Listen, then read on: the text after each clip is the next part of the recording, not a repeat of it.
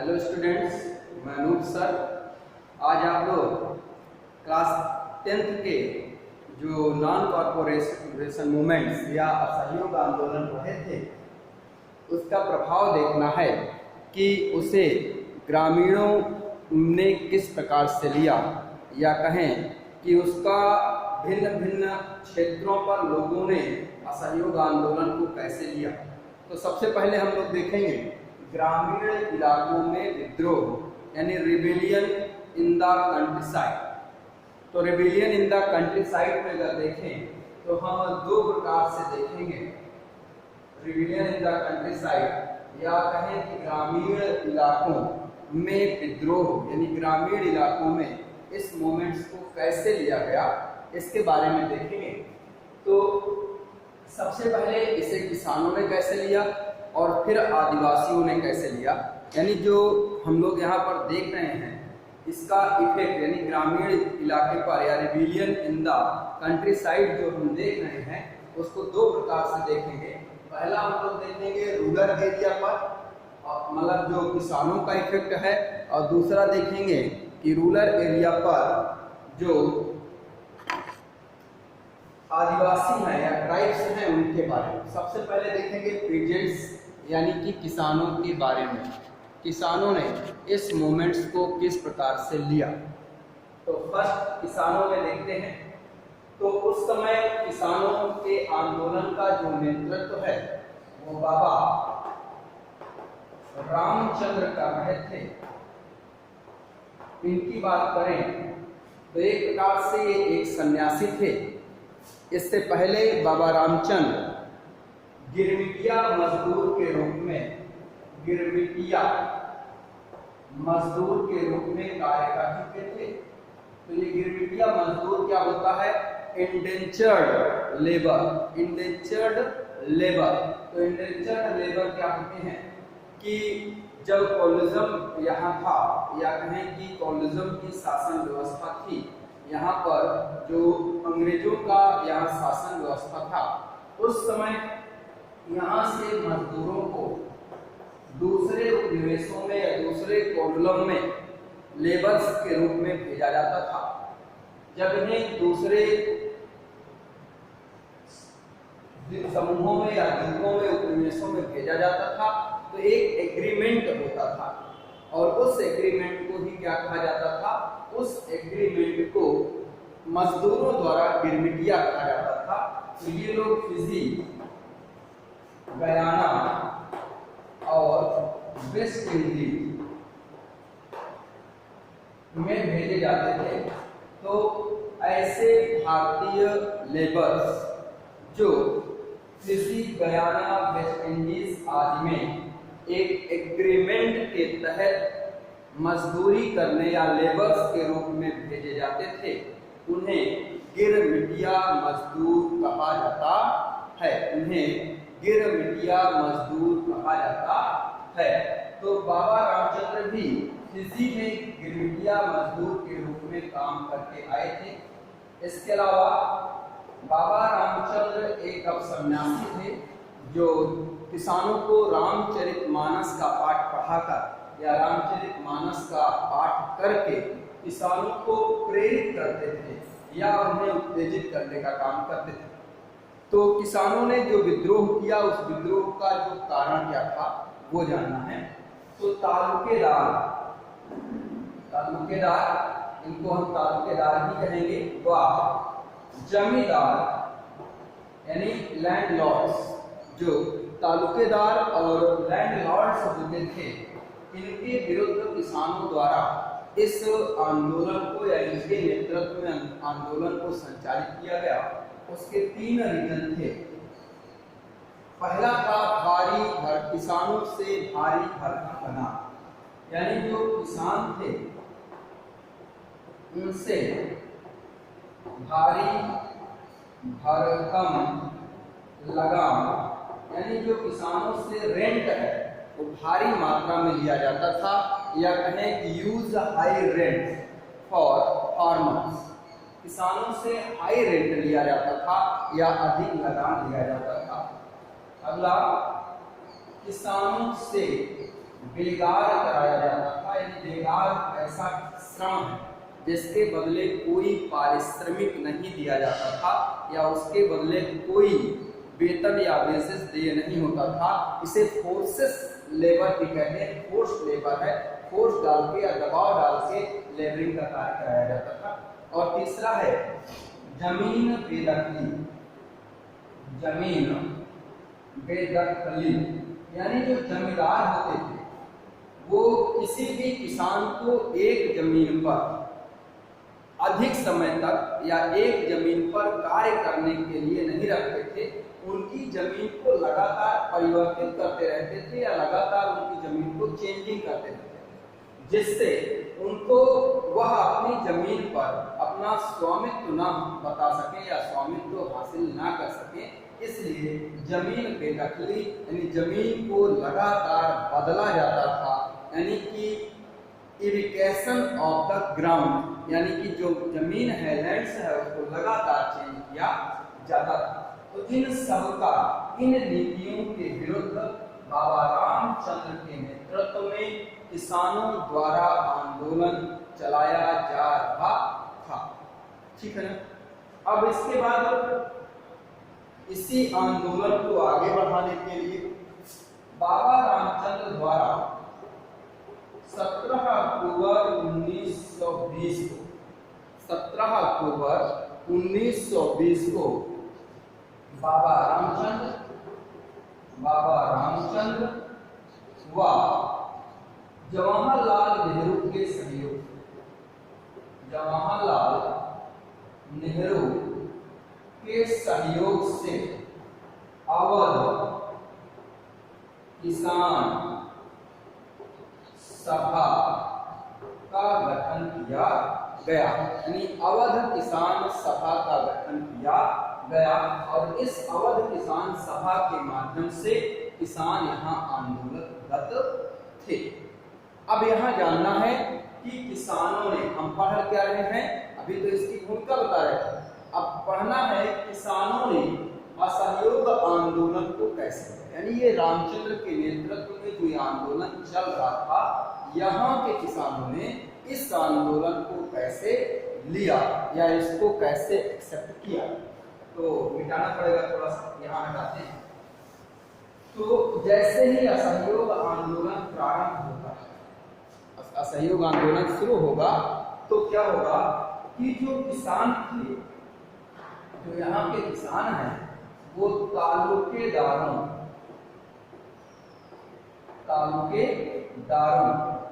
व व्यापारियों के मकानों पर मतलब मकानों पर हमला करना शुरू कर दिए। इनके मकानों पर हमला करना शुरू कर दिए, यानी तालुकेदार एंड मर्चेंट्स के हाउस में अटैक शुरू हो गए, जिसके द्वारा यहाँ के फार्मर्स द्वारा यहाँ पर अटैक किया जाने लगा या आक्रमण किया जाने लगा। अगला है लूटिंग इन द मार्केट, यानी बाजारों में लूटपाट शुरू कर दी गई। बाजारों में लूटपाट शुरू हो गई, यानी लूटिंग इन द मार्केट। और थर्ड नंबर है कि अनाजों के भंडारों को लूटा जाने लगा। अनाजों के जो भंडार थे उनको भी लूटा जाने लगा, यानी जो ग्रेन इकट्ठा करने की जगह थे, जिन्हें ग्रेन गॉडाउनर्स कहते हैं या अनाजों के भंडार हैं, वहां पर भी इन्होंने लूटपाट शुरू कर दी। और इसका जो तरीका था, इसमें बहुत से ऐसे नेता थे, स्थानीय लीडर्स थे, जिन्होंने यह घोषणा कर दिया था कि महात्मा गांधी ने कहा है कि किसी भी प्रकार का लगान यानी टैक्स नहीं देना है। और जो तालुकेदार या व्यापारी लोग हैं, तालुकेदार जमींदार लोग हैं, लैंडलॉर्ड्स हैं, उनसे जमीनों को छीन कर किसानों में बांट दिया जाएगा। इस आधार पर अगर कहें तो इन क्रांतिकारियों ने या किसानों ने असहयोग आंदोलन को इस प्रकार से लिया। जबकि आपको पता है कि महात्मा गांधी का जो असहयोग आंदोलन है वो नॉन वायलेंस था, यानी अहिंसा के मार्ग पर था, तो यह उनका मार्ग नहीं है। समझ आ गया होगा। चलिए सेकंड देखते हैं। सेकंड नंबर पर हम लोग देखेंगे आदिवासियों। अभी हमने किसानों का देखा, अभी हम लोग रिलीजियंस कंट्रीसाइड देख रहे हैं, यानी ग्रामीण इलाकों के लोगों ने इसे कैसे लिया उसी को देख रहे हैं। तो अब दूसरा पॉइंट है आदिवासियों, यानी ट्राइब्स जो होते हैं, आदिवासियों ने इस आंदोलन को कैसे किया, ठीक है ना। तो ट्राइब्स की बात करें तो जब यहाँ पर अंग्रेजों का शासन शुरू हुआ, तो जो कॉलोनिज्म, अंग्रेजों का शासन शुरू हुआ, तो जो कॉलोनिज्म गवर्नमेंट थी, इस कॉलोनिज्म गवर्नमेंट ने कुछ ऐसे चेंजिंग किए जिससे इन ट्राइब्स के जो ट्रेडिशनल राइट्स थे वो धीरे धीरे समाप्त हो गए। जैसे अंग्रेजों ने यहाँ आने पर वनों को संरक्षित करने, क्योंकि रेलवे लाइन बिछा रहे थे, स्लीपर की बड़ी मात्रा में जरूरत होती थी, और अपने स्लीपर की जरूरतों को पूरा करने के लिए यहाँ के जंगलों को काटने से बचाने के लिए उन्होंने जंगलों का वर्गीकरण किया था आरक्षित, संरक्षित और सामुदायिक वन में।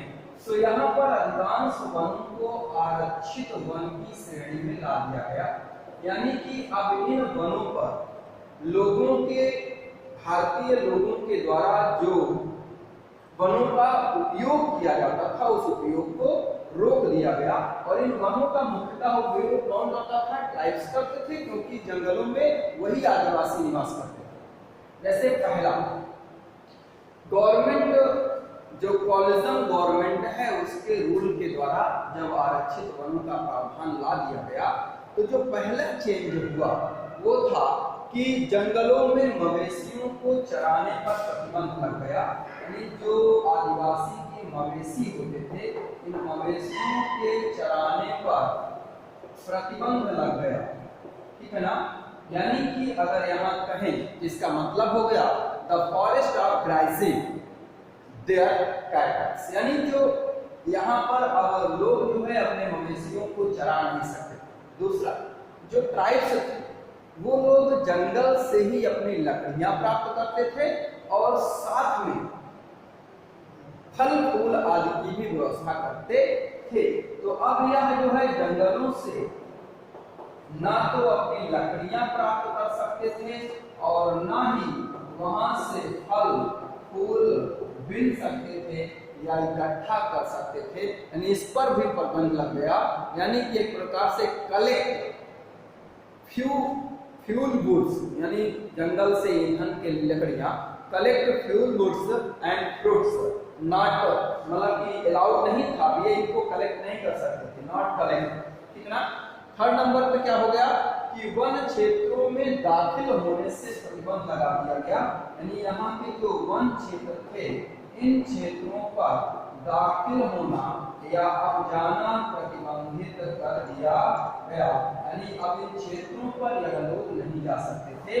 तो ये आदिवासियों के ट्रेडिशनल राइट्स थे, परंपरागत अधिकार थे, जिन्हें कॉलोनिज्म गवर्नमेंट रूल्स के तहत रोक दिया गया। और इसके विरुद्ध में यहाँ एक महत्वपूर्ण नेता अल्लूरी सीताराम राजू, अल्लूरी सीताराम राजू, ये एक आदिवासी थे जिन्होंने गुडेम पहाड़ी या कहें कि आंध्र प्रदेश में गुडेम हिल्स हैं, तो आंध्र प्रदेश के गुडेम पहाड़ी में इसके विरुद्ध इन्होंने मूवमेंट शुरू किया या आंदोलन शुरू किया, और इस यहाँ पर इन्होंने उग्र गुरिल्ला आंदोलन की शुरुआत की, यानी उग्र गुरिल्ला आंदोलन। तो एक प्रकार से कहें कि militant guerrilla movements, militant guerrilla movements ये होता क्या है?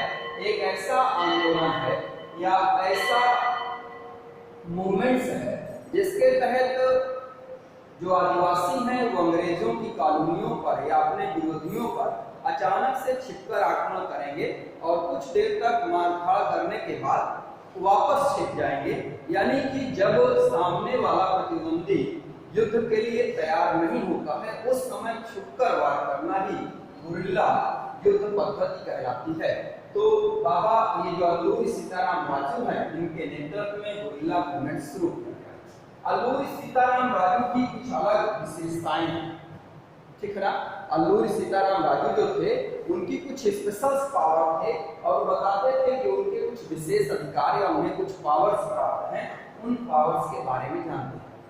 पहला, अल्लूरी सीताराम राजू कहते थे कि वह खगोलीय अनुमान लगा, यानी सटीक खगोलीय अनुमान लगा सकते हैं, यानी करेक्ट एस्ट्रोलॉजिकल, जो एस्ट्रोलॉजिकल खगोल है उसका करेक्ट अनुमान लगा सकते हैं। सेकंड नंबर पे वो कहते थे कि वह लोगों को स्वस्थ कर सकते हैं, उनका कहना था कि किसी को छूकर वह स्वस्थ कर सकते हैं। तीसरा, वो कहते थे कि गोलियां भी उन्हें नहीं मार सकती, यानी जो अंग्रेजों द्वारा शूट किया जाता था उन गोलियों के द्वारा उनकी मृत्यु नहीं हो सकती है, इसलिए जो ट्राइब्स थे, जो आदिवासी थे, वो इन्हें ईश्वर का प्रतिनिधि मानते थे। उनका मानना था कि अल्लूरी सीताराम राजू को गॉड ने उनकी सुरक्षा के लिए भेजा है, ठीक है ना। तो एक प्रकार से कहें तो इनकैरेशन ऑफ गॉड्स के रूप में उन्हें समझा जाता था या माना जाता था, ठीक है ना। अब हम लोग देखेंगे तीन आदिवासी मूवमेंट्स जो था अल्लूरी सीताराम राजू ने, इन्होंने असहयोग आंदोलन को कैसे लिया। तो यहाँ पर दो चीजें जाने, अल्लूरी सीताराम राजू ने असहयोग आंदोलन को कैसे लिया, इसके लिए हम दो चीजें करेंगे।